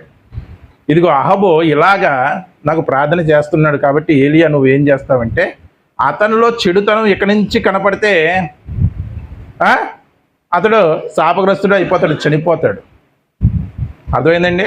అతడిలో చెడుతనం ఇక్కడి నుంచి కనపడితే అతడు ఏమవుతాడు? శాపగ్రస్తుడు. ఇప్పుడు అతని మీదకి వచ్చేటువంటి శిక్షను వాయిదా వేస్తున్నాడు. ఎప్పుడు? అతని కుమారుని తరంలో దాన్ని ఇంప్లిమెంట్ చేస్తాను నేను, ఆ సెక్షన్. ఎలా జరిగితే? అతడు నీతిగా ఉంటే. మరి ఉన్నాడా? ఉండలేదు కాబట్టి అహం మీదకి వెంటనే శిక్ష అనేది వచ్చింది. అంటే చూడండి, దేవుడు కూడా అండి మనం ఎంత చెడ్డవారమైనా సరే మనకి అవకాశం ఇస్తాడా లేదా? ఇస్తాడు. ఆ అవకాశాన్ని మనం అందిపుచ్చుకోవాలి. ఆ అవకాశాన్ని, చివరి అవకాశాన్ని కూడా అందిపుచ్చుకోలేదంటే అహబు జీవితంలాగా మన జీవితం కూడా తయారవుతుంది. యేసు రక్తము ఏం చేస్తుందంటే ప్రతి పాపమును ఏం చేస్తుందంటే పవిత్రపరుచు. అంత భయంకరమైన పాపం, ఎంత భయంకరమైన పాపానికి కొలత లేదు. అలా కొలత ఉంటే అహబు కన్నా భయంకరమైన పాపం ఇంకెవడో ఉండడు. యెజబేలు కన్నా భయంకరమైనటువంటి పాపి ఇంకోళ్ళు ఎవరో ఉండరు. కానీ యెజబేలు దేవుని వైపుకి తిరగలేదు, అహబు మాత్రం దేవుని వైపు తిరిగాడు. కొంత క్షణమైనా తిరిగాడు. అంటే చూడండి, ఎంత పాపం చేసినప్పటికీ కూడా దేవుని తట్టు తిరిగిన తర్వాత నీతిగా బతికితే దేవుడు ఖచ్చితంగా ఏం చేస్తాడు? మనం క్షమించి రక్షిస్తాడని ఈ అహబు జీవితం ద్వారా మనకి అర్థమవుతుందా లేదా? అర్థమవుతుంది. సరే, ఇది అయిపోయింది. ఇక చివరి అధ్యాయం 22వ అధ్యాయం ఒక్క 10 నిమిషాలు ఒప్పుకుతామేనండి. బెన్హదదు 3 సంవత్సరాల తర్వాత మళ్ళీ సైన్యాన్ని వేసుకొని అహబు మీదకి వస్తాడు. అప్పుడు అహబు ఏం చేస్తాడంటే యెహోషాపాతుని పిలుస్తాడు. యెహోషాపాతు ఎవరండి? యోధా రాజు. యోధా రాజులు ఎంతమంది అని చెప్పుకున్నాం? ఇప్పటివరకు చెప్పబడినటువంటి అధ్యాయుల వరకు యోధా రాజులు ఎంతమంది చెప్పుకున్నాం? రెహబాము. తీయండి ఒకసారి. రెహబాము తర్వాత ఎవరండి? ఒకసారి ముందు చెప్పుకున్నాం కదా మనం, ఒకసారి చెప్తున్నాం చూడండి. రెహబాము తర్వాత అబియాము తర్వాత ఆసా తర్వాత యెహోషాపాతు తర్వాత యెహోరాము. అంటే ఇప్పుడు ఎక్కడ ఉన్నాం మనం? ప్రజెంట్ యెహోషాపాతు దగ్గర ఉన్నాం. ఈ యెహోషాపాతు యోధా రాజ్యానికి చెందినటువంటి రాజు. ఈ అహబేమో ఇశ్రాయేలు రాజ్యానికి చెందినటువంటి రాజు. మరి వీళ్ళిద్దరికీ ఎలా కనెక్షన్ కుదిరిందంటే వీరి పిల్లల్ని వీరు, వారి పిల్లల్ని వీరు ఇచ్చి పెళ్లి చేసుకున్నారన్నమాట. అంటే వీళ్ళిద్దరూ కూడా ఎవరో వియ్యంకుడు. అందుకే వియ్యంకుడిని యుద్ధానికి పిలిచాడనమాట. ఇదిగో బెన్హదదు నా మీదకి యుద్ధానికి రాబోతున్నాడు, నువ్వు నాతో పాటు వచ్చి బెన్హదదును ఓడించడంలో నువ్వు హీరోలు పే చెయ్యాలి అని చెప్తాడనమాట. చెబితే సరే వియ్యంకుడి కోసం కదని ఏం చేస్తాడు? ఒప్పుకొని ఇక్కడ అహబు పన్నిన పన్నాగం ఏంటంటే, బెన్హదదు ఏమనుకుంటాడంటే సిరియా రాజు ఈసారి సైన్యాన్ని నాశనం చేయొద్దు, ఇశ్రాయేల్ సైన్యాన్ని నాశనం చేయొద్దు, డైరెక్ట్ రాజునే చంపేద్దాం, అంటే అహబునే చంపేద్దాం అనుకుంటే ఆ విషయం ఎవరు తెలుస్తుంది అంటే అహబుకు తెలుస్తుంది. అందుకే ఏం చేద్దాం అనుకున్నాడంటే యెహోషాపాతును బలి ఇచ్చేద్దాం అనుకున్నాడు. ఏంటో మరి తెలియదు, కానీ యెహోషాపాతుకి రాజులా గెటప్ వేసి యుద్ధానికి పంపిస్తాడు. ఇతడు సైనికుడి వేషం ధరించుకుంటాడు. కుతంత్రం పన్నెడా లేదా? దేవుడు ఏం చెప్పాడు? అహబు ఒకవేళ నీతిగా ఉంటే అతడి మీదకు రాబోయేటువంటి శ్రాపాన్ని అతని కుమారుల కాలంలో నేను ఇంప్లిమెంట్ చేస్తాను అన్నాడా లేదా? కానీ ఇక్కడ ఏం చేశాడు? నీతిగా ఉన్నాడా? వేరే ఒకరిని బలి చేసేయాలని అనుకున్నాడు. సరే, అలా యెహోషాపాతు రాజుగా యుద్ధానికి వెళ్ళిపోతుంటే ఈ సిరియా సైనికులు చుట్టుముట్టేస్తారు. అప్పుడు యెహోషాపాతు గట్టిగా అరిస్తే వాళ్ళు గమనిస్తారన్నమాట, ఇతడు అహబు కాదని గమనిస్తాడు.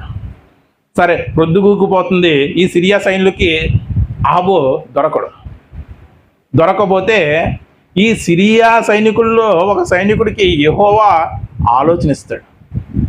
ఈ సిరియా సైనికుడు తన అంబులోని బాణాలు ఉంటాయి కదా, యుద్ధానికి అన్ని బాణాలు తెచ్చుకుంటాడు, కానీ ఒకే ఒక్క బాణం మిగిలిపోతుంది. ఒకే ఒక్క బాణం మిగిలిపోతుంది. అలా మిగిలిపోయినప్పుడు ఏం చేయాలనుకుంటాడంటే, ఇదెందుకు మిగిల్చేయడం అని ఇశ్రాయేలు దండు మీదకి గురి చూడకుండానే ఇసురుతాడు. ఏంటండి? గురి చూడకుండానే ఇసురుతాడు. అలా గురి చూడకుండా ఇసిరినప్పుడు ఏమవుతుందంటే, అది వెళ్ళి తిన్నంగా వెళ్ళి అహబు రాజు కవచం ఉన్నా సరే కవచానికి శరీరానికి ఉన్నటువంటి గ్యాప్లోకి దూరిపోయి అహబు రాజు చనిపోతాడు. అప్పుడు అహబు రాజుని రథం ఎక్కించి తీసుకెళ్ళిపోతారు. తీసుకెళ్ళిపోతే షిమ్రోను ఆ పొలం దగ్గర, ఆ నది దగ్గర అహబు రాజు రథాన్ని కడుగుదామని అనుకుంటూ ఉంటే అక్కడికి అహబు కుక్కలు వచ్చి అహబు యొక్క రక్తాన్ని ఏం చేస్తాయి? నాకుతాయి. దేవుడి యొక్క మాట నెరవేరిందా లేదా? ఏలియా ద్వారా ప్రకటించినటువంటి మాట నెరవేరిందా లేదా? నెరవేరింది. నాబోతు యొక్క రక్తాన్ని కుక్కలు ఎక్కడ నాగుతాయో నీ రక్తాన్ని కూడా అక్కడే నాగుతాయి. తర్వాత నెక్స్ట్ మిగిలింది ఎవరు? దేవుని టార్గెట్లో యెజబెలు. అంటే ఇక్కడ రాజులు మొదటి గ్రంథం అయిపోయింది. మరి యెజబెలు యొక్క అంతం ఎక్కడ ఉంటుంది? మళ్ళీ మనకి 2వ గ్రంథంలో ఉంటుంది. కొరింథీ పత్రిక 1వ కొరింథీ పత్రిక 15వ అధ్యాయం 33వ వచనం చూసి ముగించుకోవచ్చు.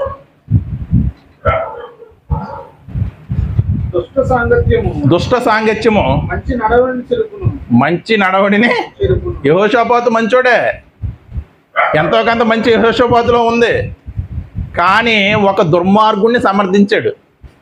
ఏంటి? ఎవరా దుర్మార్గుడు? అహబు. ఈ వాక్యం యెహోషాపాతుకి 100% సూట్ అవుతుందా లేదా? సూట్ అవుతుందా లేదా? దుష్ట సాంగత్యం ఎవరితో చేశాడు? అహబుతో చేశాడు. ఏం చేశాడు? అహబుతో చేశాడు. మంచి నడవడిని ఏం చేసింది? చెరిపిందా లేదా? ప్రమాదంలో పడబోయేవాడా కాదా?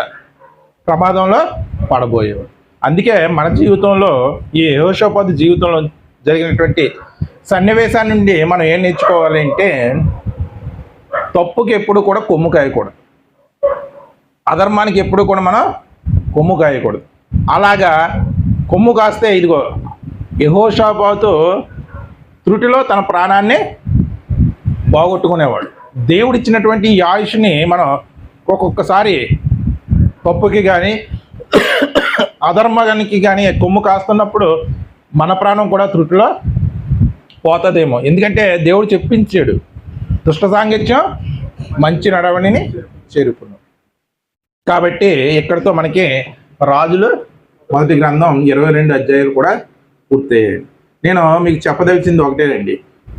నేను ప్రతి వారం కూడా 5 అధ్యాయాలు చెప్తున్నాను. ఈ 5 అధ్యాయాలు కూడా ఒక్కసారి మీరు చదివి వస్తే నేను చెప్తుంది చాలా చక్కగా మీకు అర్థమవుతుంది. 5 అధ్యాయాలు చదవడానికి అధ్యాయానికి ఒక 10 నిమిషాలు వేసుకున్నా సరే ఎంత టైం పడుతుందండి?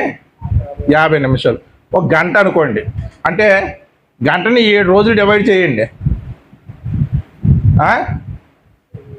ఎంత టైం పడుతుంది?